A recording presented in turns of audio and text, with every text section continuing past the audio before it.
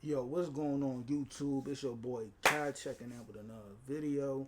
And today we got top fives. This right here is 15 most terrifying places in the world. Let's go on and see what these guys are talking about, bro. The world is full of scary places that you definitely never want to go to, like isolated islands inhabited by dangerous people and places with extreme environments. So, in today's video, we're going to take a look at... Would y'all travel to places like this? I know people do it like just as like shock value and they just do it because it's fun. Like people just do it because they just love to do stuff like that. Like, oh man, I just want to travel. I want to go see scary stuff and abandoned stuff. Like, people just do shit like that for the thrill, but would y'all? I don't think I would. 15 of the most terrifying places in the world. Let's begin. Number 15, the Mariana Trench. The ocean world can be a wonderful place, with warm, crystal clear waters found in oceans around the world. There's no wonder beachfront real estate is so expensive. But for many, the absolute horror of what lies beneath is enough to make them stay out of the water for good. Located in the North Pacific Ocean, the Mariana Trench is the deepest known trench in the world, and we've only scratched the surface to find out about what lives down there. Humans made their first descent into the deep in 1960 in vessels specially built to handle the pressure down there at over 35,000 feet under the sea. Who wants it for like Navy SEALs and like divers? Like, bro, what do y'all get out of this? Like, why do I want to see what's at the bottom of the ocean anyway? Like, who wakes up one day and be like, I want to be a deep sea diver? Like, bruh. Researchers found living in the trenches sea creatures that can only be described as real-life monsters, dragonfish. Yeah, you know, the reason why they turn like that, I had looked at another video on YouTube. The reason why they turn like that is because at a certain level, the water, the sun doesn't hit at a certain level, of course. So these monsters right here, like it could be like a let's say like a shark or something. That shark is gonna be different. It might be different in length. It might be different in a bunch of things because it evolved. It's not the same as you might have a hammerhead shark, but the hammerhead shark at the bottom of the ocean might be bigger. Like it just might be a totally different thing. It's gonna be blind.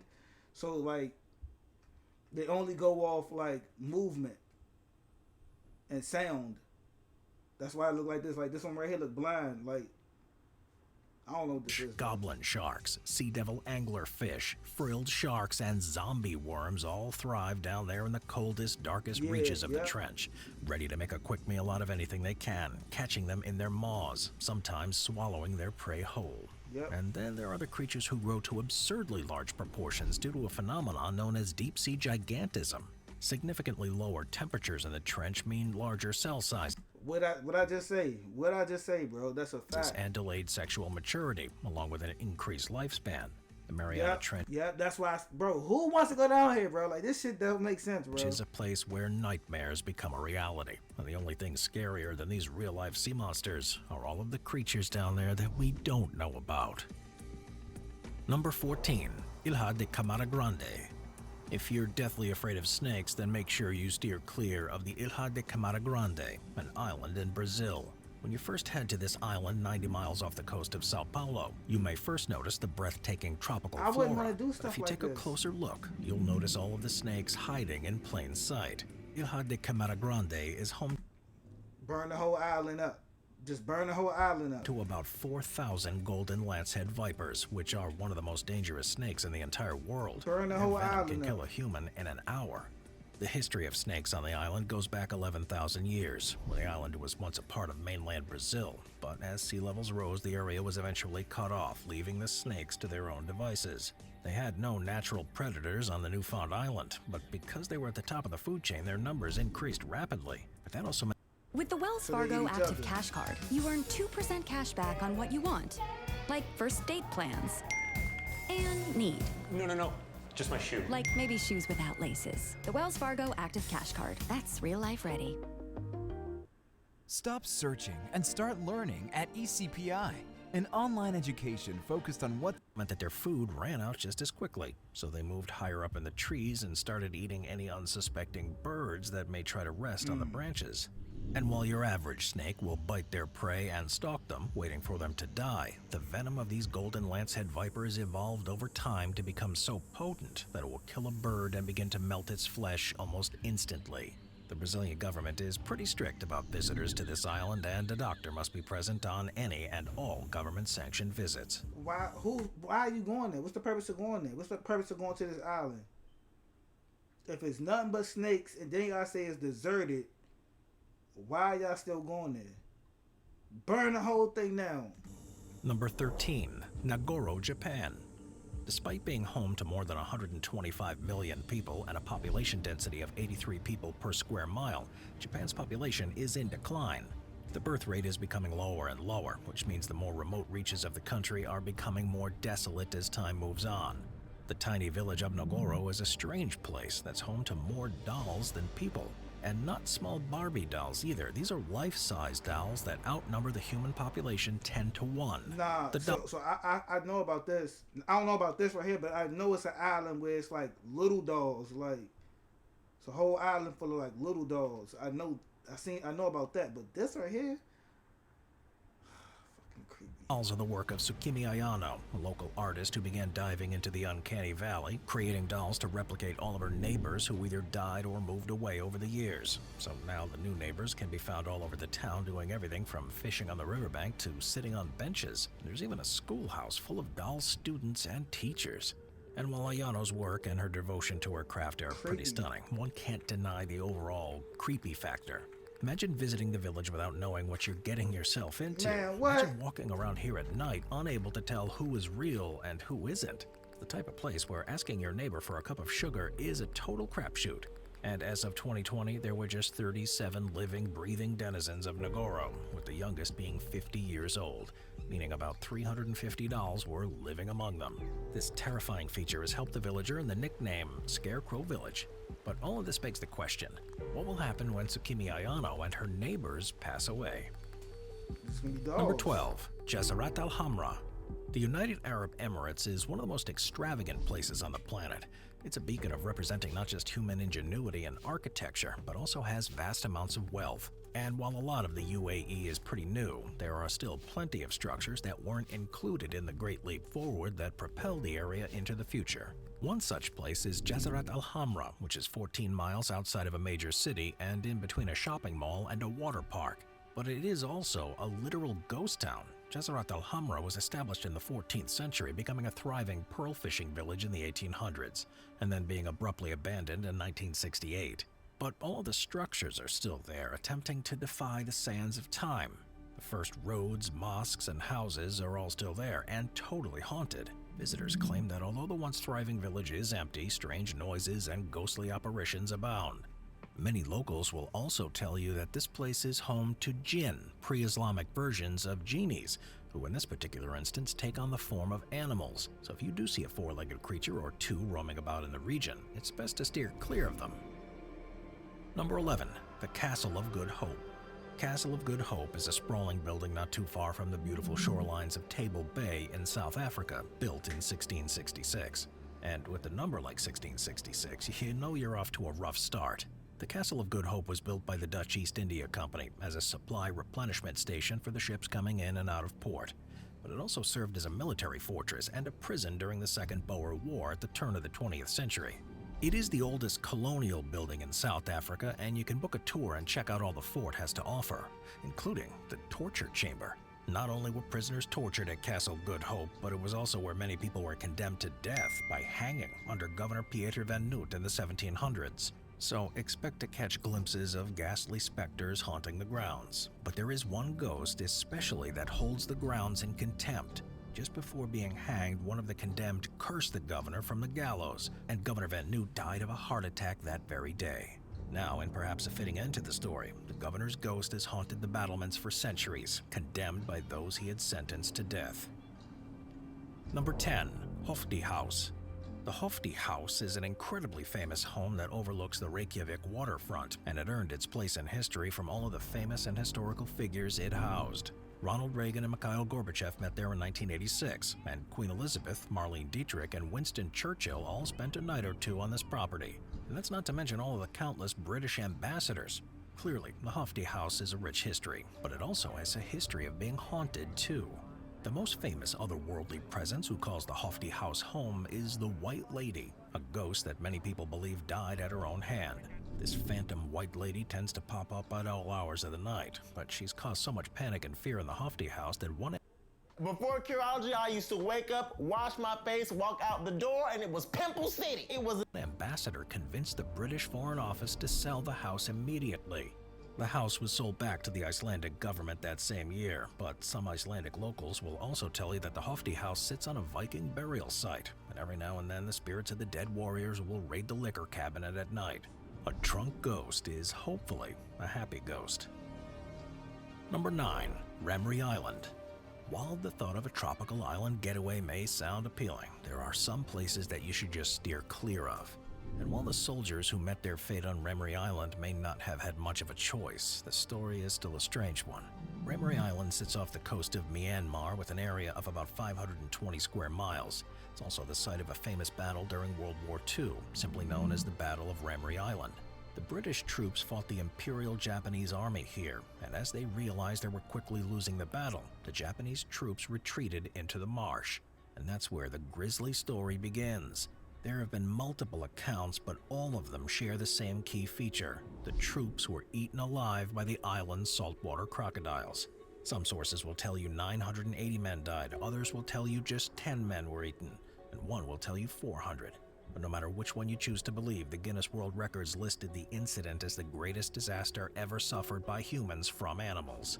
No one but the crocodiles of Ramree Island will ever know the full truth. Don't y'all got guns? Why y'all just ain't shoot them motherfuckers? Number 8. North Sentinel Island. In the Bay of Bengal and the Indian Ocean is an isolated indigenous tribe that has made it very, very known that they would like to keep it that way. They meet visitors with serious hostility and will not hesitate to kill anyone who attempts to make contact with them. Back in 1956, the government of They India... shooting bow and arrows, man. What they gonna do with a Drake? Man, what they gonna do with a Drake? What they gonna do with a flamethrower? What they gonna do with a grenade? declared their home of North Sentinel Island a tribal reserve and prohibited anyone from coming within 3 nautical miles. And with all that's happened, that's probably for everyone's protection. But in 2006, the Sentinelese killed the fishermen who drifted onto the island despite warnings and tied their bodies to stakes as a warning to anyone else who should come too close. When helicopters were sent to retrieve the men's bodies, they were attacked by spears and arrows. The next incident happened in 2018 when a young Christian missionary, John Chow, illegally made his way to the island in hopes of converting the locals to his faith. He did manage to walk away unscathed after a few visits, but after his final visit, a local fisherman saw the Sentinelese dragging Chow's body across the shore. Both stories are incredibly unfortunate and sad, but the fact remains that when we step onto the Sentinelese land, we are living and dying by their rules, whether we agree with them or not. Number 7. Fairmont Banff Spring Hotel. In the 1980s, The Shining managed to take something as harmless as a hotel and turn it into one big scarefest. So now when you see the Fairmont Banff Spring Hotel in Canada, don't be surprised when chills run down your spine. Built all the way back in 1888 to encourage tourism and bring the local train economy out of a rut, the Fairmont Banff Springs Hotel is a chateau-style structure that sits right by the gorgeous Rocky Mountains. When you walk inside the hotel, it takes on, fittingly, a more Gothic-style tone. Reports of multiple residents' ghosts have been made over the decades, one of which being a bride who allegedly fell down the stone staircase during the wedding ceremony. She must have said, "Until death do us part," because now she's haunting the halls still in her gown. But if that's a little too scary for you, then why not try looking for Sam the Bellman, who worked at the hotel until he quit in 1975, promising to haunt the location. Now the spirit of Sam the Bellman supposedly moves guests' luggage around when they're not looking, and this is one Bellman that you don't have to tip. Number 6. Leap Castle. Leap Castle in Kildare, Ireland was built anywhere between the 13th and late 15th centuries, and its bloody history sounds like a page ripped right out of Game of Thrones. But this time, it's all real. Local legends will tell you that during a struggle for power within the ruling O'Carroll clan, one of their members killed his own brother who was a priest during a mass held in the castle's chapel. That room is now fittingly known as the Bloody Chapel, and just as you'd expect, the ghost of the priest haunts the church at night. In the early 1900s, Leap Castle underwent some renovations, and the construction workers just so happened to stumble upon a secret underground dungeon in the Bloody Chapel that was still home to some of the skeletons of its victims. But not just one or two skeletons were there. There were so many that it took a total of 3 cartloads to haul them out of there. Upon further investigation, they saw that the dungeon was specially designed so people would fall through a trapdoor onto spikes protruding from the ground. This area was purposely built close to the main hall, so the bloodthirsty clan members could hear you scream while you die a slow, painful death. Number 5. St. Augustine Lighthouse. Even after automation, lighthouses are incredibly lonely places. Keepers would stay there for weeks. Hey, you boy, Rick Cardone here. Hope you're doing well. You don't know who I am, you get this message for the first time. Weeks, even months at a time, often alone. It's easy to go crazy when you're all cooped up in there too, but the St. Augustine Lighthouse in Florida has a sordid history that draws almost 250,000 visitors annually. Several tragic events took place within these claustrophobic walls of the lighthouse that have given birth to plenty of paranormal activity. A keeper once fell to his death while painting the tower, and now his ghost can be spotted watching over the grounds and manning his post. Why are you painting the tower? Why are you painting it? That ain't your job. Why are you painting the tower, bro? Even in the afterlife. And while he may be harmless, that sounds like one horrifying sight to see. But then there are the sounds of children playing in the lighthouse, even when there are no children present. It's said that decades ago, 3 little girls were playing in a cart that broke and fell into the ocean. As you can imagine, all 3 drowned, but it looks like their game never ended, which is probably why they're still playing after all this time. Number 4. Gaiola Island. Gaiola Island is a small island made of 2 inlets connected by a small stone bridge just off the Gulf of Naples, surrounded by rocky shores and crystal clear water that barely hides the ancient ruins.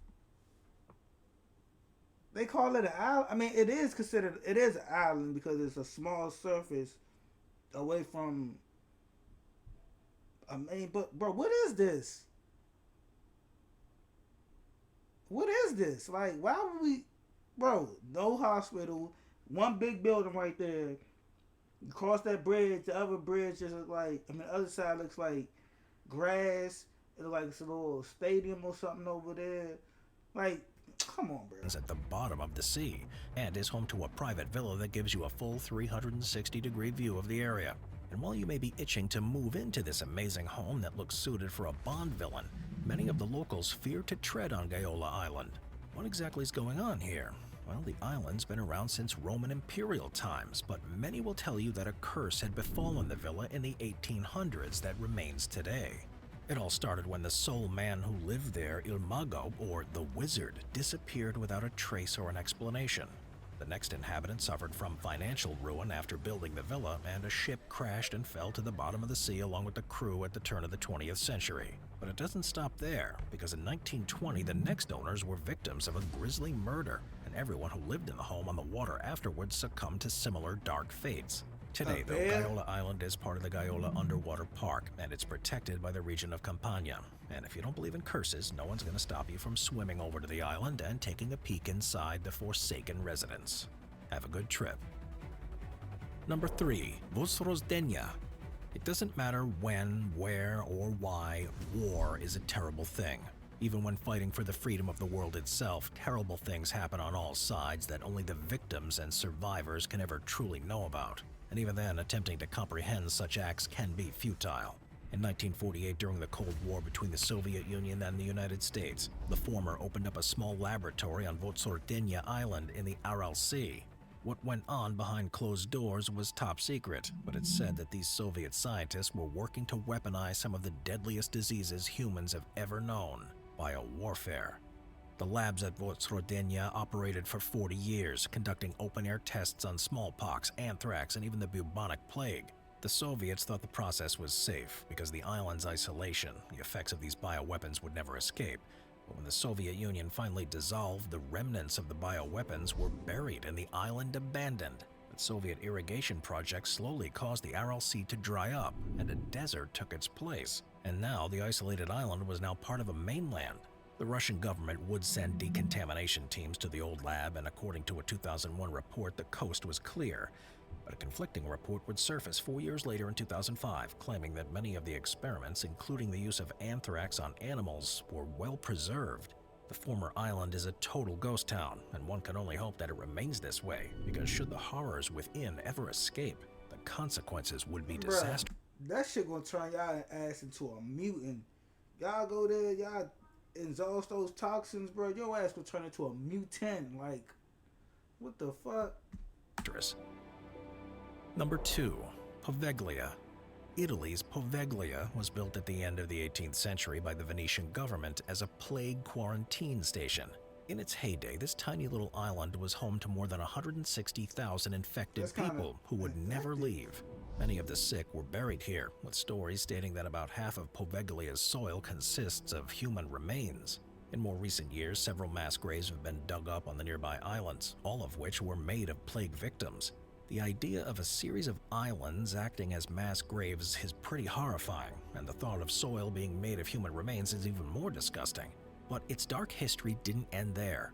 Napoleon would eventually gain hold of the island, storing his army's weaponry there. But when the location was discovered, it became the site of multiple battles, only adding to the lost souls that would forever inhabit the island. But then in 1922, a mental hospital was opened on Poveglia, only adding to the history of horrors that befell on the island. The local legends say that one infamous doctor in particular tortured and killed many of his patients via experimentation. But the doctor would die here, falling from the bell tower. But with the reputation he had created for himself, did he fall or was he thrown? The hospital closed in 1968, but the ruins still stand as nature slowly encroaches upon the old stone and steel. Knowing all this, it should come as no surprise that Poveglia is thought to be severely haunted, and the island is favored by dark tourists and ghost hunters.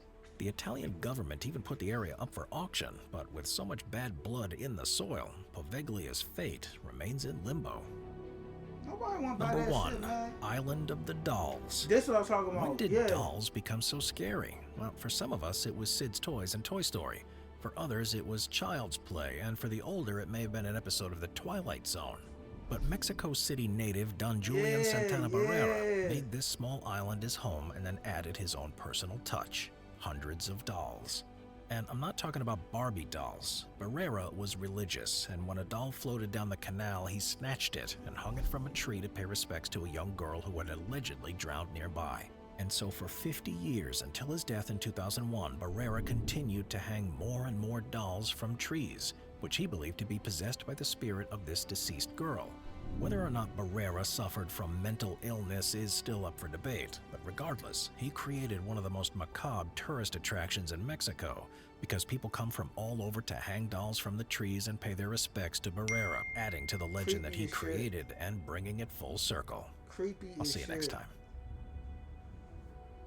Watch our scare. Just watching it, just creepy as shit, bro. Like, what the hell? Like, I'm not trying to go to none of these places. I don't know about y'all, but I'm not trying to go to none of these places, bro. Like, I'm cool. Like, it just gives me weird vibes. Like, I'm cool.